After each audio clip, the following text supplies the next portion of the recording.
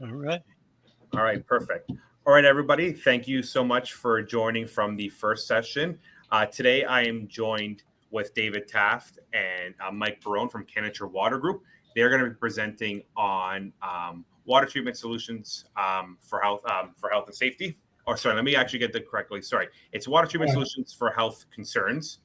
And just a quick little introduction for the two of them.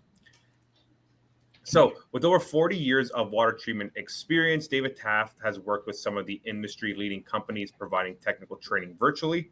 Mike Barone is also a water industry veteran with over 40 years of experience in the industry, and Barone has worked with some of the industry's leading companies providing water quality training. And they are both with Canature Water Group.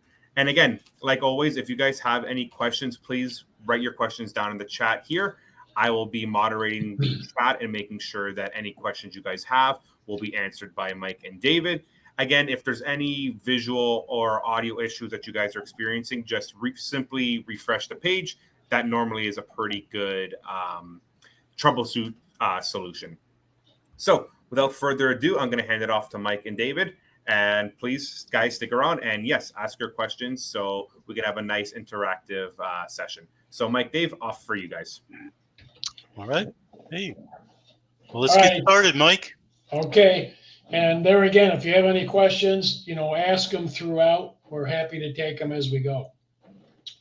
So, purpose today is to introduce you to the contamination issues that exist in the water supplies today. And we all sit there and say, hey, Mike and Dave, municipal water. It's like they've treated. It's fixed. There's nothing wrong with it, right? Think again, Mike. Think again. Yeah. We will introduce you to current contamination problems and how they may affect your health. So, what's your WIFM? We're going to provide you with the foundation to understand the health concerns and how can you treat these contamination issues with high quality water for your customers and your own families for that matter. All right, so let's take a look at water, right? Water everywhere, right? 70%, just like our bodies. So water is going to evaporate, form up into clouds. It's going to then condense, come down in the form of rain, sleet, snow, whatever the case. It's going to go ahead and clean the atmosphere. Have you ever gone outside after a heavy rainstorm, lightning, thunder like crazy, right? And you come out and when it's all over, you take a deep breath and you say, man, the air smells fresh and clean. It's not your imagination because it does scrub the atmosphere of contaminants. All right, all kinds of stuff, air pollution, Then what? smog, smoke. And Then then what what? happens? We come into play, huh? That's right. So it's going to also hit the ground, picking up whatever's there. Since it is the universal solvent, it will go ahead and dissolve whatever's there. Agricultural waste, right? Animal waste, chemical spills, etc. Whatever might be there, it's going to pick it up. It's going to go into the streams, rivers, lakes. It's going to then percolate down through the ground strata. That's where most of the minerals are located. And iron is 5% of the Earth's surface. So you're bound to pick up iron on the way.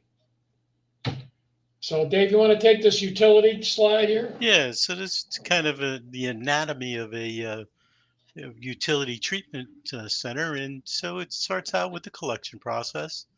Then they do screening and straining, chemical addition, coagulation and flocculation, sedimentation and clarification.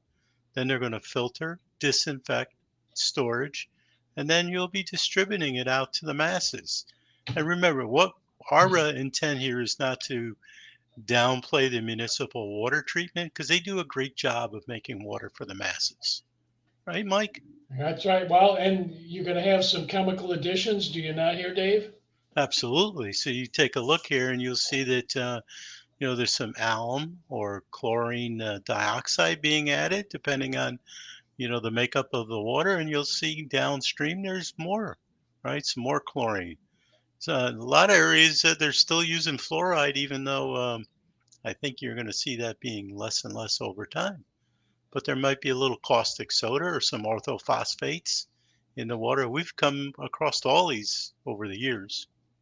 Yeah, so chemical addition, and they don't extract these. All right, so for instance, the aluminum they put in is to clear the water, but there can be some residual aluminum in the water. And there again, there's some connotations for aluminum. There's an association with some of your environmental diseases. So, let's take a look at it. We got two types of waters the way we look at it, your working water and your drinking water. And ask yourself, of the two, which do you think is the most important to you and your family? Well, working water is used for bathing, laundry, and cleaning. Optimal working water is free of hardness minerals such as calcium and magnesium, iron, sulfur, manganese, tannins. All right, that's an organic color. Tannins could be coffee, tea, red wine. Those are all tannins. Suspended materials such as sand and silt. And then, of course, you have your disinfection materials and the byproducts that they give off, chlorine and chloramines to give off THMs. Giardia, Cryptosporidium, Legionella. These organisms are not controlled by either chlorine or chloramines. They're kind of in an egg. And you would need so much chlorine to be able to penetrate that egg. And they don't hatch until they get in a nice, warm, comfortable, moist place, like your intestines. So if you have immune deficiency, this can be deadly for you. So know about your customers. Drinking water is perhaps the most important because we ingest it. Only 1% of the water is used for drinking, however. It is cost prohibitive, right? It's always about follow the money to treat the whole home to optimal drinking water standards. And there again, as you see here, reverse osmosis. The third one from the top goes all the way into the atomic radii range. And that pretty much removes whatever is in the water supply. Next up, you'll see ultrafiltration. That stops short. It will not reduce the total dissolved solids or the mineral salts whatsoever. And you see, between the two of them, they take out a lot of stuff. So let's get into some of this nasty stuff. 70% of North America water systems do not comply with the SDWA standards. There's a water break in the US every 2 minutes. US and Canada experience 260,000 water main breaks annually. So what are you waiting for? We just had right over where I live here in Florida, we had a water main issue about 3 weeks ago, boil water alert, and that lasted for a couple days. So reasons for boil water alert: loss of pressure in the distribution system, loss of disinfection, floods, water line breaks, pathogens that may be present. There's your Giardia and Cryptosporidium. Once again, Shigella, E. coli, and viruses. All could cause a boil water alert. Dave, you want to talk to him a little bit about environmental disease? Well, let's talk about environment. Hey, before I do that, I missed one part of the bio for Mike. He's known around our parts as Dr. Doom. So just thought we'd give you that ahead here. All right, let's talk about environmental diseases from chemical exposure due to environmental pollution from pesticides, chemicals, asbestos, radiation, air, and water pollution. These are just some of the man-made hazards that are believed to contribute to human illnesses. Human beings made the global commons of air, water, and land into the global dustbins of human waste. Some researchers also feel environmental factors may increase a person's risk of developing Parkinson's.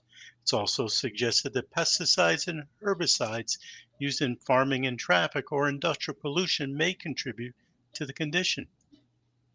Yeah, some of these environmental diseases, what tends to happen, all right, with diseases like MS and Parkinson's and so on, that your nerves have a coating, kind of like a wire, right? That has a insulator on it, and these environmental contaminants wear those insulators off. So when the electrical message goes out from your brain to your muscles, it goes all helter skelter because there's no insulation there to allow that to go to the spot that it's intended. So that's the way these diseases tend to work. And they mentioned some of our main topics we're going to talk about today. Yeah, so these are the topics we're going to speak to. There's many more, but these are the top ones. So PFAS, PFAS, and many of you in Canada may or may not have heard much about this because recently they just reduced the number that for detection. So we're going to go over that in a minute. However, it's still Asbestos high, still is high still for high, but PFAS. considerably better than the 600 parts per million, parts per billion that it once was. Microplastics and lead. All right, so let's talk about PFAS first. So the forever chemical. I don't know if you've all heard of the forever chemical. It is everywhere. So they're widely used in the industry and the production of everyday products like non-stick coatings for cookware, stain repellent coatings for clothes. And I'm going to mention this. You see the firemen off to the left. I was doing some extra research today. I had bumped into some firemen on the plane, and I was talking to the fella next to me about some of the things that we talk about.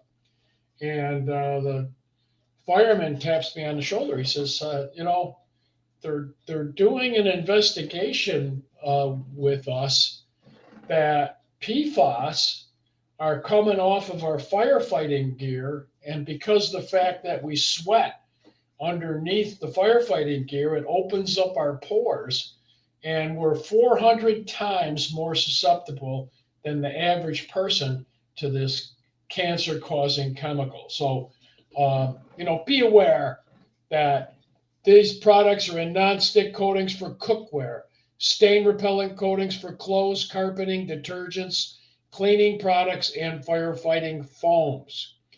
Now, Dave and I did a PFAS spill. How many years ago was it now, Dave? 15? Yeah, as a matter of fact, in the newspaper this morning, Mike, one of the companies is one of the class action suits are actually now being paid out. It was in the Times Union today. Yeah, it was 100 homes that we did the work for. I mean, it was pretty sad, and the situation had evolved into people being pretty sick before anything got done. But we got the treatment out for them, and it was a good feeling that you can help these people out. So PFAS and PFOA are the two most studied PFAS chemicals and have been identified as contaminants of emerging concern by Health Canada. So no current answers for any of these. There was an expose actually not too long ago on asbestos. All right, that's the asbestos pipe that you run your water supply through. They're not currently using the asbestos. However, there's still a lot of it in the ground. It's been there since the 40s, and once the cement starts degrading, the asbestos fibers get into the water. Here, very quickly, we had a couple questions come into the chat. So the first one being from Rommel. They asked, do you recommend using GAC to address PFAS? We're actually going to get to the Yeah, recommended treatments in but GAC, GACs. Yeah, it'll work. yeah, you get some reduction on GAC. I don't know. One of the things you want is to see a NSF certification on these products. However, GAC is one of the substances that you can get pretty good reduction, and that's what we used Yeah, up in New York. early on, that's what we used was GAC carbon. And as a matter of Yep. fact, the municipality in that situation actually put in a full supply for all the homes with two large carbon tanks. Okay, perfect. So- And then we also had another question from Bruce. They asked, in your chart spectrum, you do not cover nanofiltration. Is there a reason for that? That's just on that chart. Nano, let me go back to that. A good pickup. All right. Nanofiltration would be in between ultrafiltration and reverse osmosis. So it would extend and cover the herbicides and some of the aqueous salts and some of the sugar. You see this line here that I'm going up and down? 001. Can't see Right. that, Mike. Can't see it? Okay, so No. you see where sugar is, pesticides, herbicides, nanofiltration would extend to there, We actually have charts to show that. but we don't have it in this Right. one. Okay, perfect. Those are the two questions that we had so far. So, all right, Excellent. continue. All right, so here's your PFAS hotspots in Canada. You can see right where the population centers are, and of course near airports and military bases and so on, where they're using firefighting foams. It's even worse. Here you see the recent changes, and the changes have been instituted. I want to explain what that means. All right, so Health Canada down to 30 parts per trillion. However, Health Canada says it's a suggestion. It's not like an absolute, oh, here it is. And in the States, the EPA is not going to require anything for about 4 years.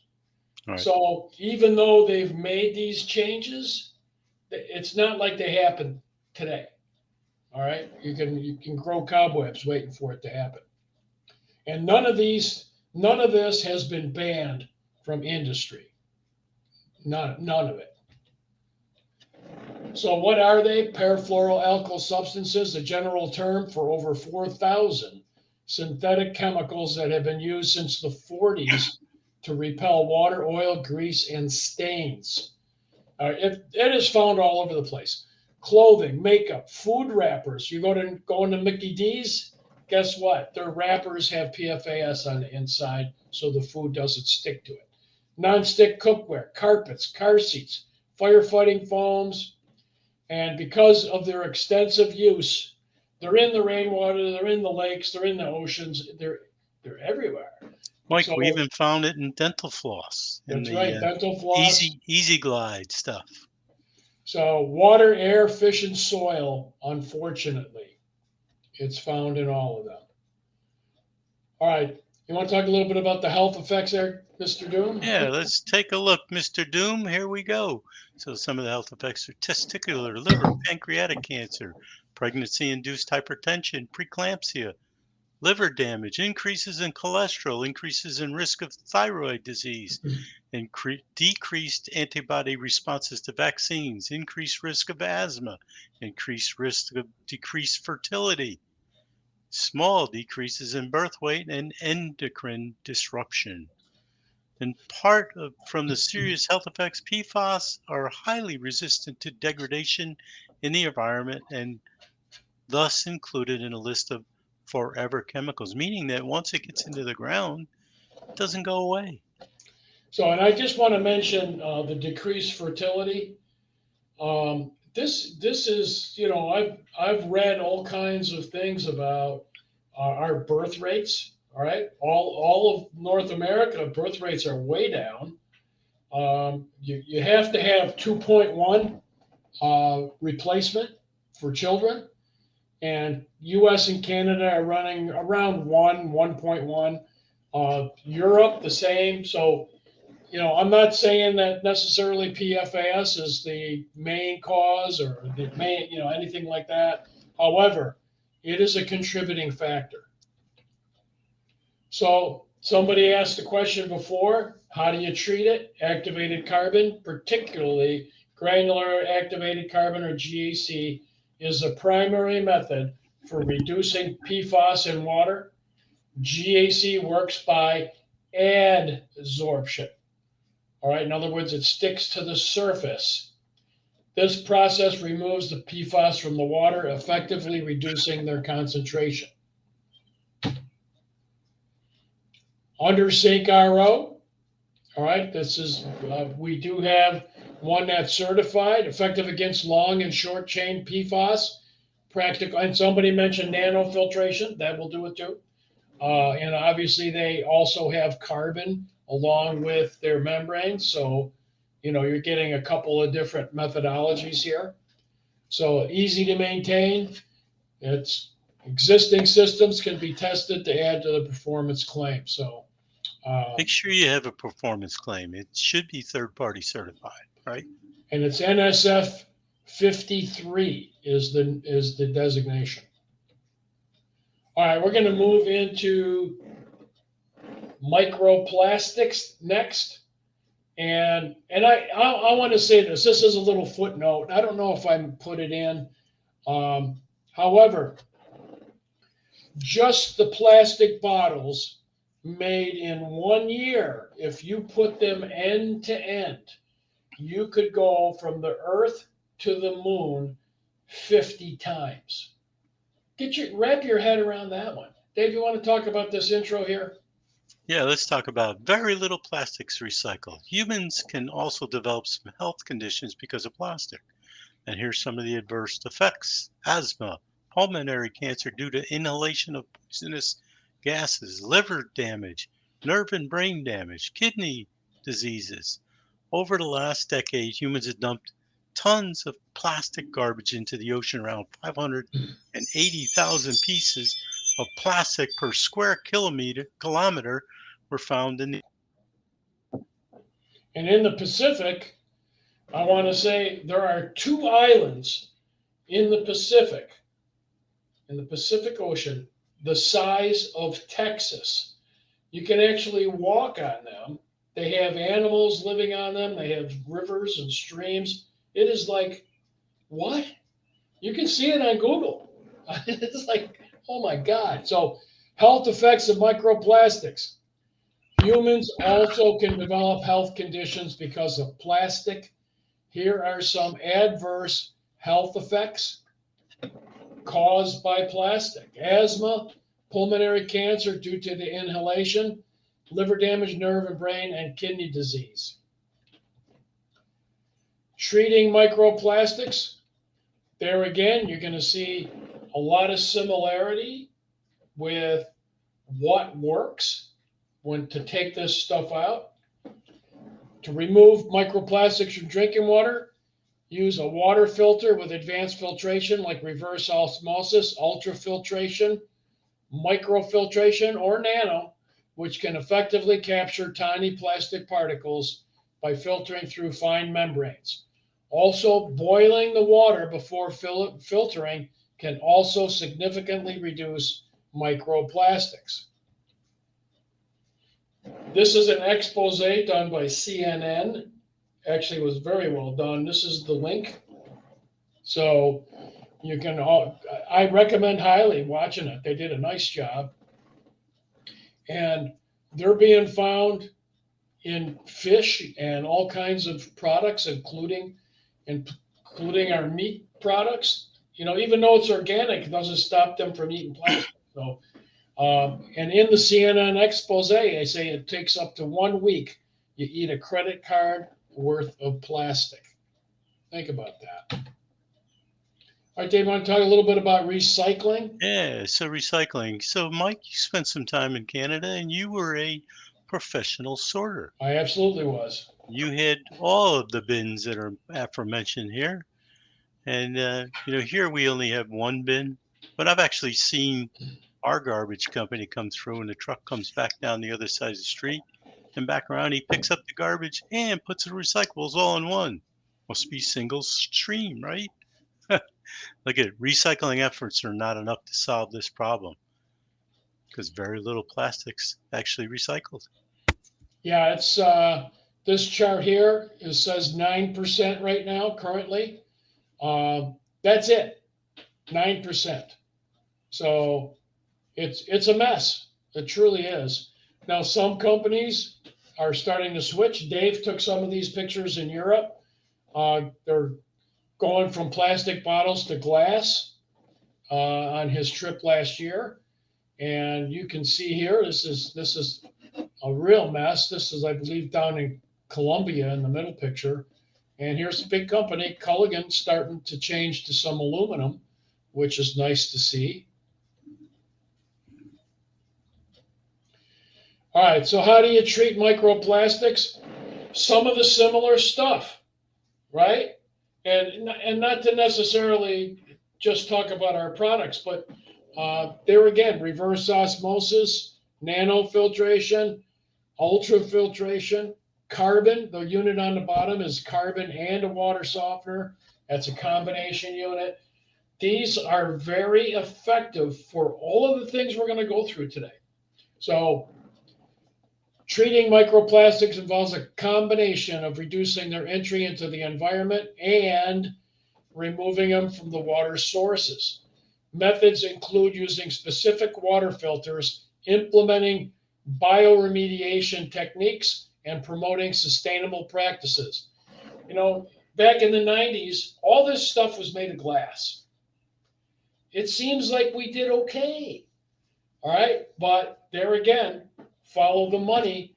There has been nothing done to limit these companies from producing the plastics. They produce trillions of bottles. And of course, you use plastic all the time and wrapping your meats and all kinds of products. So reverse osmosis, remove microplastics from the water, including those as small as 0.001 microns. Activated carbon filters use adsorption for microplastics, effectively trapping them. Membrane filtration, ultrafiltration, and nanofiltration with specific pore sizes can capture microplastics. And boiling and filtering also can be effective. Dave, want to talk a little bit about asbestos? Let's talk about asbestos. Mike, you talked a little bit about it earlier. I mean, that's what holds this concrete pipe together. Unfortunately, our distribution systems across North America are disintegrating. They're falling apart. So asbestos in drinking water is a concern due to the potential health risks associated with asbestos fibers, particularly in older systems. The health effect of swallowing asbestos is unclear, but some studies suggest a possible link between ingested asbestos and increased risk of certain cancers. So asbestos cement pipe, ACP, these pipes are commonly used in older infrastructure, can release asbestos fibers as they corrode over time, which is happening right now. And natural sources, asbestos minerals can dissolve into the groundwater. And then finally, the industrial discharge, industrial effluents can also introduce asbestos into the water sources. And just quickly as well, too, just going back onto the microplastics slide. Sure. We had another question from Ramel. They asked, do you have data about the typical size of these microplastics on micron rating? They're all the way down to 0.01. They can get pretty tiny. Yeah, it's pretty small particles, and it's coming in from all directions, right from the rain sources right to the products that we're actually using every day. There's those same products that we used in glass form, like Mike said, milk and soda and everything. Probably not in your day, but in Mike and I's day. So perfect. But yeah, I mean, the way, and you'll see when we wrap it up, but probably the most effective way to treat microplastics in the whole home would be with carbon for the whole house, and then a drinking system, either ultrafilter, nanofilter, or reverse osmosis for the drinking portion. So because it gets down to the small pore sizes, right? Right, exactly. So that would be the way to systematically reduce microplastics in your home. So some studies suggest a possible link between ingesting asbestos and increased risk of cancers of the esophagus, stomach, and intestines. Levels of asbestos above the safe limit may increase the risk of benign intestinal polyps. All right, and Health Canada and the World Health have concluded there is no consistent, convincing evidence that asbestos ingested through water is harmful to your health. If you drink water with asbestos fibers, you eliminate the fibers purportedly through your feces. So for this reason, Health Canada has not established any guidelines. So there again, they can be removed in drinking water using filtration. And you see here semi-permeable membranes remove asbestos from the water easily. And you need 1 micron to do that. And sorry, just quickly as well, Bill, not a question, but more so just a statement and a fact. He adds 30% of the city of Winnipeg's water mains are still made of asbestos cement. Right. Yeah, Well, that's still very prevalent throughout North America. and very expensive to change, right? Yeah, they just swapped them out in my neighborhood last month, actually. They had everything dug up. But I mean, you know how the studies go. You know, how hard did they study it? Because it's about the money. Does the government have the money to go in and replace those pipes? Obviously, the answer is no. Otherwise, you wouldn't have 30% still sitting there. So, nonetheless, I mean, I guess you can use logic on yourself. Would you rather drink asbestos fibers or not drink asbestos fibers? What's your choice? All right. So let's talk a little bit about lead. All right. You've heard that saying, get the lead out. Lead it's been around a long time. I'll give you a little background on lead. The ancient Greeks and Romans used lead in their wine. They felt that the more lead you put in your wine, the better it tasted. Now, I haven't tried it, and I won't. However, you know, lead has been used historically a lot. Now, eons ago, I worked for Saucony Mobile Refineries, and back then we put lead in the gasoline.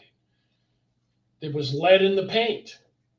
So a lot of your inner cities today have a lead dust that just circulates through the cities. Unfortunately, that's not very healthy for the children, causes a lot of problems, endangers generations of children with no end in sight, because I don't know if there's any way they can possibly clean the lead dust out of the cities. However, lead in your home is another story, in your water. So if your home was built before 1978, there's a good chance you got lead in it. So lead is also found in aging water pipes and contaminated soil near industrial polluters. So here you see lead exceedance rate in Canada.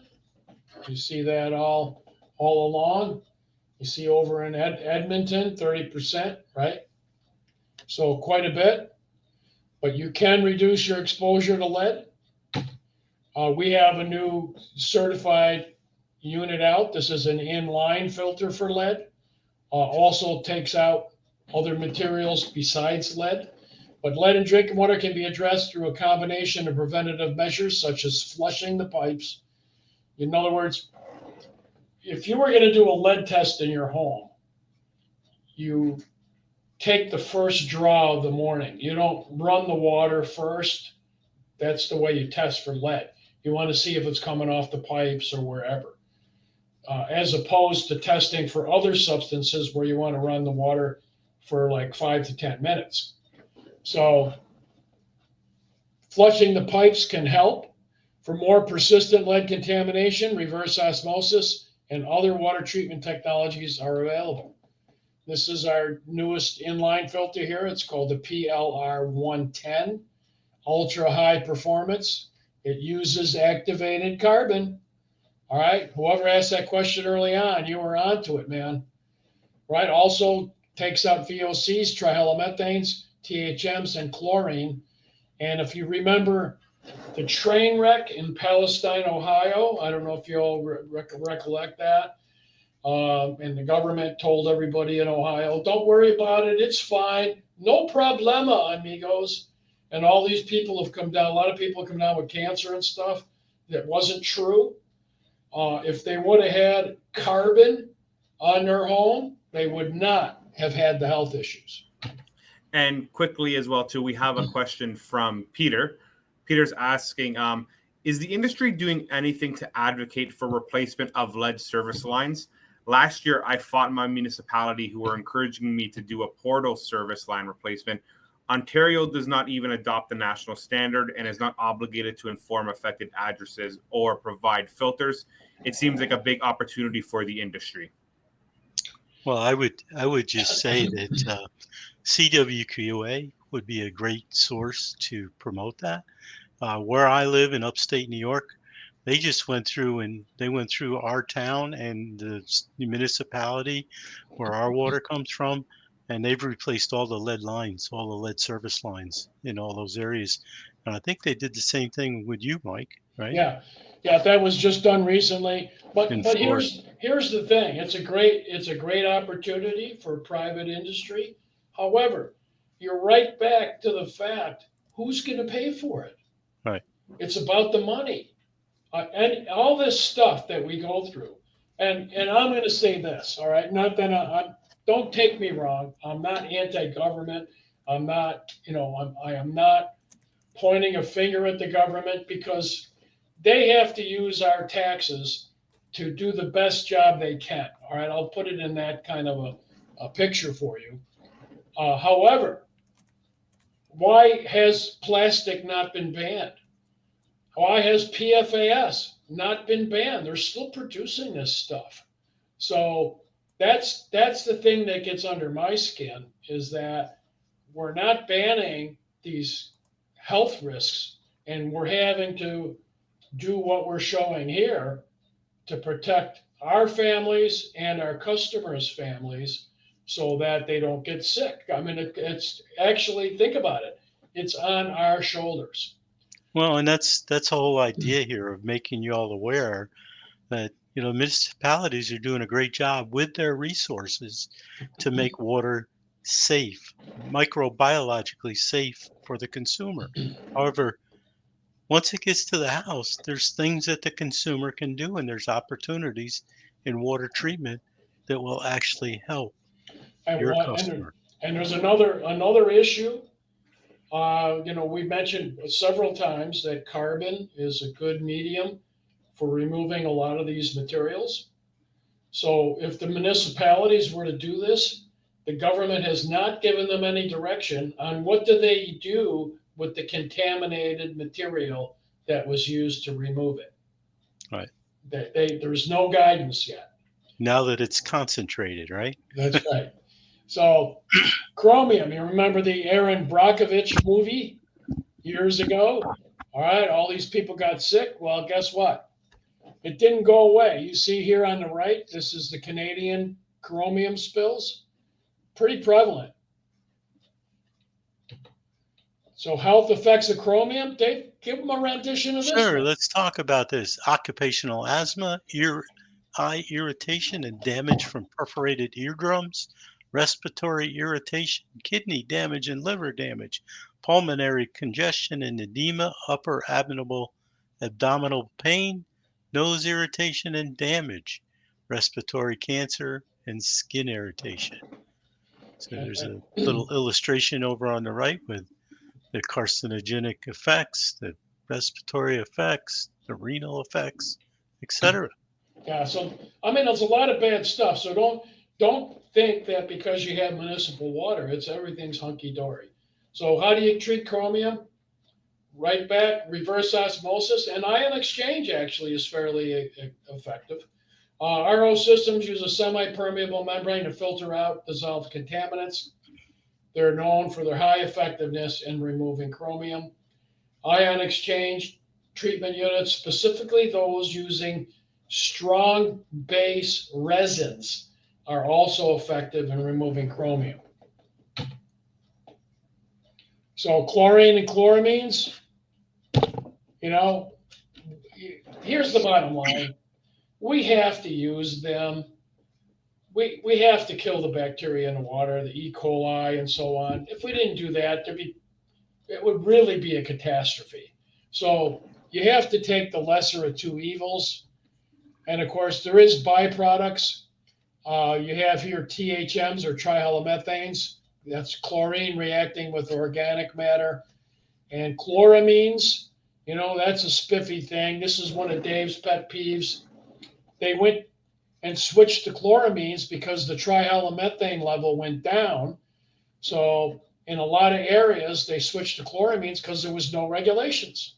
Well, let's talk about that. Chloramine is a combination of chlorine and ammonia. Nice. Did you know that? So it makes nitrosamines, which there again damage your DNA. Okay. So applications, activated carbon, once again, all right, you're seeing carbon is, and I recommend using catalytic carbon. Carbon is such a great material. I can't emphasize it enough on how much protection you get from using carbon. We recommend a minimum of 1 cubic foot of carbon to treat a whole house because it's about time, right? Time is a big factor. So, in essence, 1 part per million of free chlorine, you can take out 1 million gallons of water out of 1 million gallons. So, in addition, carbon is used for the reduction of phenols, pesticides, detergents, trihalomethanes, and toxic organic compounds. Carbon, it's a miracle material. So, Dave, Mr. Health. Let's talk about Dr. Doom here. Respiratory issues. Chlorine and chloramines can vaporize in the shower, leading to respiratory problems, especially for those with asthma or other respiratory conditions. Skin irritation. Showering or bathing in chlorinated water can cause dry, itchy skin and exacerbate conditions like eczema. Digestive discomfort. Some individuals may experience gastrointestinal issues after ingesting chlorinated water. And people with weakened immune systems, prolonged exposure to these chemicals may weaken the body's immune response over time. So you all know if you've gotten into a pool with high chlorine levels, you're going to get a rash. You're going to get skin irritation. So Yeah, it's good for you, right? I belong to a bike club. One of the guys I ride with has real bad eczema, and I've been telling him, I put a carbon on. It'll help a lot. I mean, he's got it pretty bad. All right, environmental concerns, toxic byproducts. When chlorine reacts with organic matter in water, it forms disinfection byproducts called DBPs, such as trihalomethanes and halicetic acids. These compounds are known to be carcinogenic. Now, trihalomethanes is more breathing it than drinking it. Understand that. So you're going to get a worse effect in the shower than you are drinking it. So removing chlorine and chloramines, catalytic carbon filtration, and enhanced capacity for contaminant removal, highly effective at removing chloramines. And you're seeing a kind of a repetitive thing here. These two products, all right, water softener, carbon, and reverse osmosis or ultrafiltration go a long way for protection for people. So in conclusion, most contaminants are effectively reduced by a combination of catalytic carbon and reverse osmosis. Understand the contaminants are there. Once you get that into your head that they're there, don't think they're not, then you can help your customers manage through them. It's challenging to pinpoint an exact number. Canada's drinking water contains a wide range of contaminants, including chemical pollutants, biological threats, heavy metals, varying concentrations, and there again, it varies according to the seasons, etc. But There's pollution there. Don't think there isn't. And with that said, boom shakalaka, time Well, for Mike, I questions. just want to make one quick comment. So, the two of us have been in this industry for a long time, and I would say probably the first 5 to 10 years, we stayed away from municipal water with low hardness, right? Yeah, we We didn't didn't think there was anything understand, wrong. yeah, we didn't understand the value of carbon. Carbon is a huge, huge help on this. And we didn't even talk about without carbon, with the chlorine and chloramines, what it does to the, if you have a softener in there with the resin turning to mush, right? That's right. So, hey, any more questions, Francesco? Yeah, so we're just going to monitor the chat as well. About 12 minutes left in this session Yeah. for time. So if anyone has any other additional questions, please feel free to throw them here in the chat as well too. Maybe in the time being, David and Mike, is there anything else maybe that you guys could expand on a little bit more with regards to the presentation, or maybe something you guys weren't able to bring up as of right now that you think is worth noting or worth interest for the audience? Well, I do want to bring up, Dave and I have done some research on plastic pipes. We were getting questions in our regular classes about, do you get microplastics from any of the different kinds of pipe?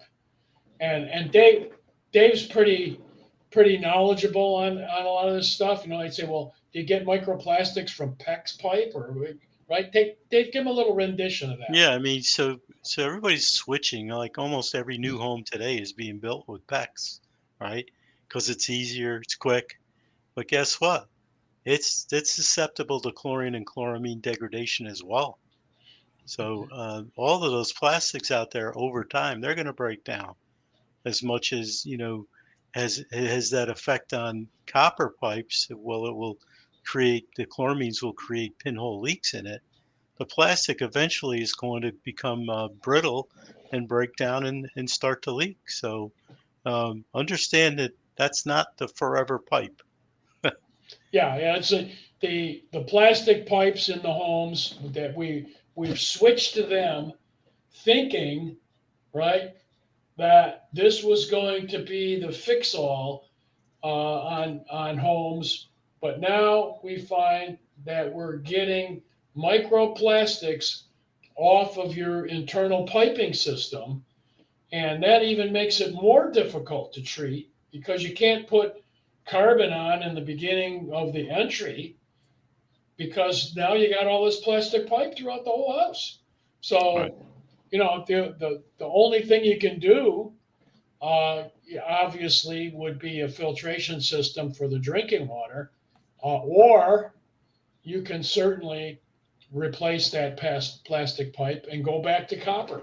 Now, I understand that um, there's a new plastic pipe out with copper inserts. Didn't we see that last week, Dave? Yeah, and I've been trying to get. There's not a lot of information out there, but I happened to read one article that the companies are looking for alternatives right now, but also has to be cost effective. So if you're going to extrude copper inside of a plastic pipe, that's going to become a pretty expensive product to market.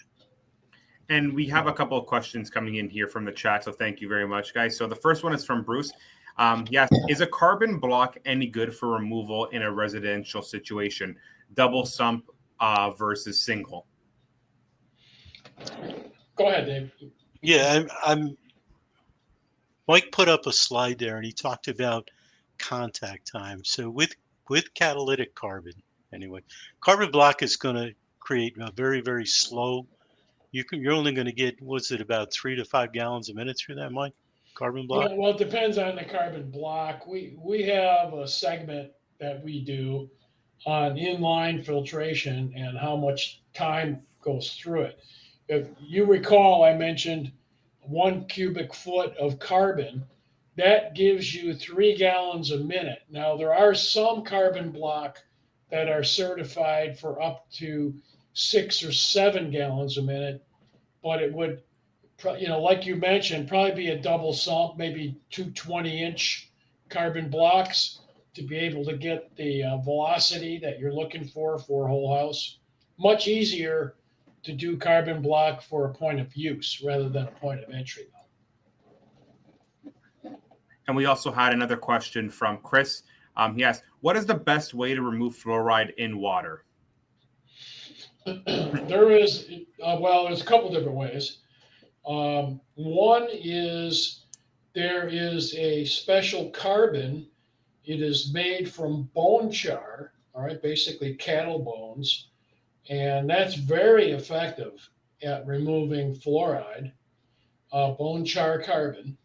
It does have an adverse taste, and it was used more prevalently in years past, but the animal rights groups and the vegetarians and etc. Came out in arms, and so it's now mainly a specialized product for fluoride.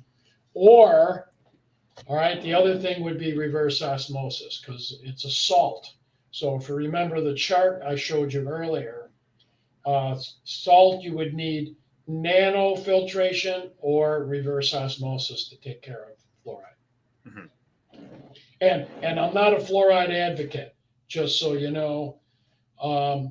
Fluoride has been experimented with all the way back to World War II with Germany experimenting with fluoride. And look it up. I'm not going to go into all of the stuff I found on it, but you know, on the American money, the dollar bill, you see the Egyptian third eye right above the pyramid. And that's the pineal gland. And there's some research there. Again, you can do your own interpretation. There's some research that fluoride numbs the pineal gland, and you know the pineal gland it has a lot more things that it does than you think. And the symbol for the pineal gland, just so you know, is the pine cone. And the pine cone has been found for eons. Even the Pope on the top of his staff has a pine cone. So pine cones represent the pineal gland, which is the third eye, which supposedly has a lot of capability. So I'll leave it off there. Draw your own conclusions on that. Who dat? Oh, did you really? We didn't miss you, Dave. I was talking. We also have another question from Elaine, and they asked, sorry, may have missed something because I had to turn on the volume, but why would we want to remove fluoride? Well, there again, fluoride works, all right? And I ride in my bike group with a lot of retired dentists, and we go around and around about fluoride. Fluoride has a lot of benefits. However, the way fluoride works to protect your teeth is you have to bathe the teeth. If you go to the dentist for a fluoride treatment, they bathe it on the outside of your teeth. So the theory of putting fluoride in the water supply, and this is for underprivileged children mainly, is that they're going to drink enough water so that their expectoration will have fluoride in it so that the teeth will get coated with some fluoride to help give them caries protection. So I don't agree with that because where's the regulation? There's a lot of products on the market that have fluoride in them also because they're using municipal water for it. And too much fluoride causes all kinds of problems as well as being a carcinogen. So I've had to do I worked in areas that before they would give you a building permit, you had to have a complete run-up of the water, complete test. And anything that was adverse I had to submit a solution for it, drawings and etc. And I can't tell you how many times fluoride was over the limit, and I had to treat the fluoride. So you get plenty of fluoride in your toothpaste. And if you don't believe me, read the back of the tube because it tells you if your child eats the toothpaste to take them to get their stomach pumped. And it's not for the soap in there, it's for the fluoride. So that's why I don't care for the fluoride. I don't feel it's good. in that kind of a delivery method.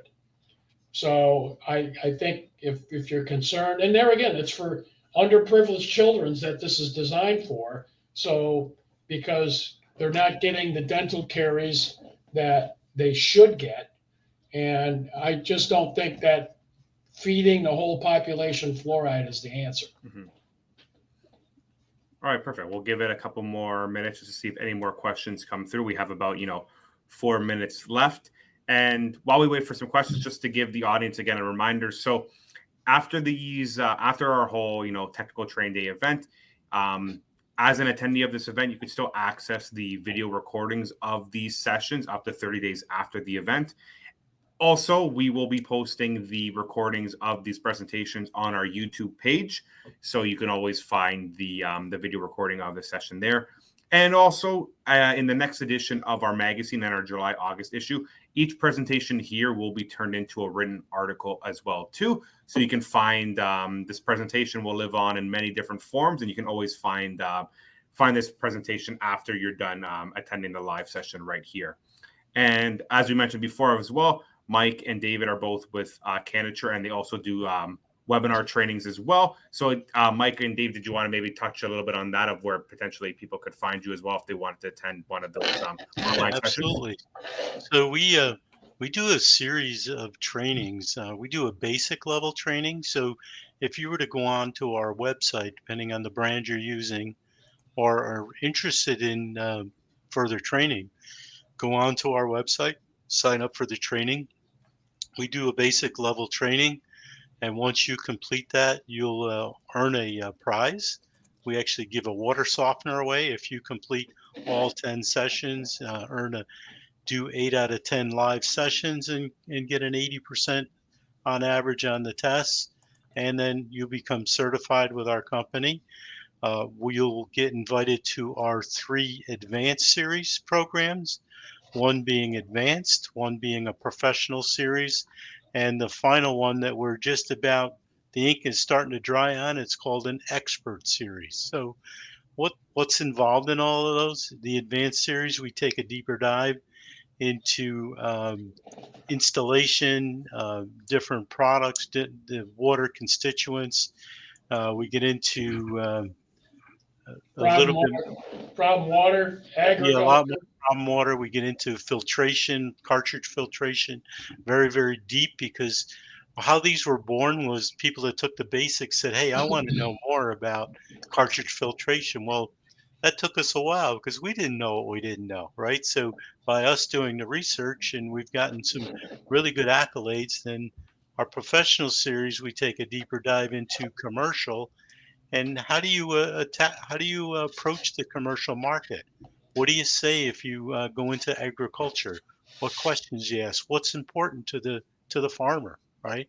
So we make it easier for them to navigate those markets, and then we get into a little bit of sales information, how to, you know, psychological profiles, how to read a customer, and how to handle their uh, any questions they may have, right? Well, we do body language. We teach you facial expressions, voice inflection.